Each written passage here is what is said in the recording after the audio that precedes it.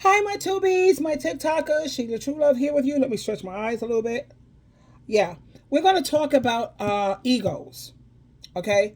And I feel that we need people who are good leaders and not people who are basing everything off of their egos, and the message that I'm about to share with you, this definitely needs to be taught to older men and to all the people in the back with who's in the back with the cheap seats and they couldn't hear.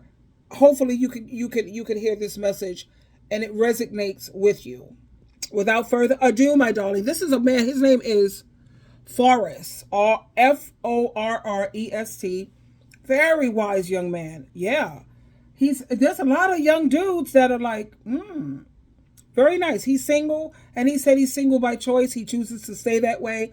I'm the same way. I'm happily single, and I'm single by choice. And I plan on, if it's God is willing, I'm saying that way because I love being single. It's just so much more peaceful, easier, and it's beautiful. Anyway, here we go.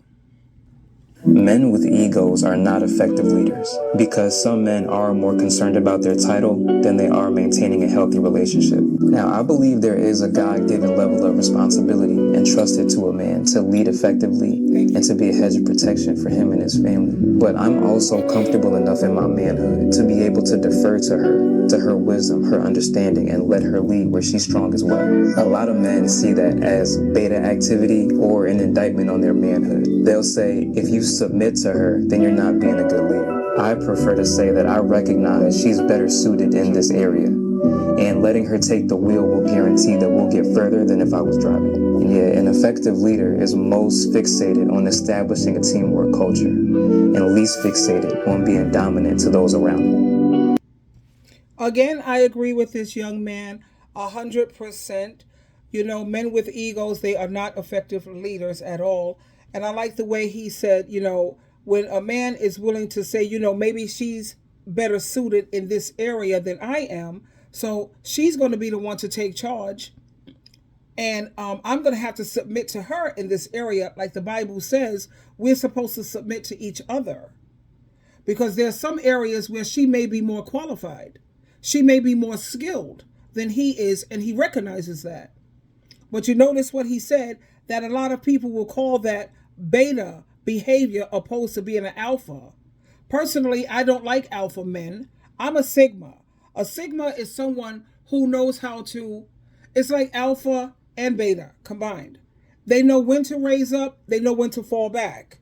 But an alpha is someone who's dogmatic, usually very abusive, very domineering, very controlling. They're talking about they know how to take charge. Yeah, but you have to know when to fall back, when to sit down, open your ears and listen. Because maybe I'm more skilled and I'm more knowledgeable in this area. I'm better at managing money, or I'm better at running this or handling that. I have more experience. So you have to know when to fall back.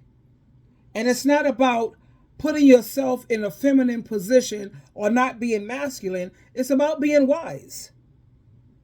Like the Bible says, be wise, my child, and make my heart rejoice. So I'm really appreciating this young man. And when he says that a man with an ego is definitely not an effective leader, it's true.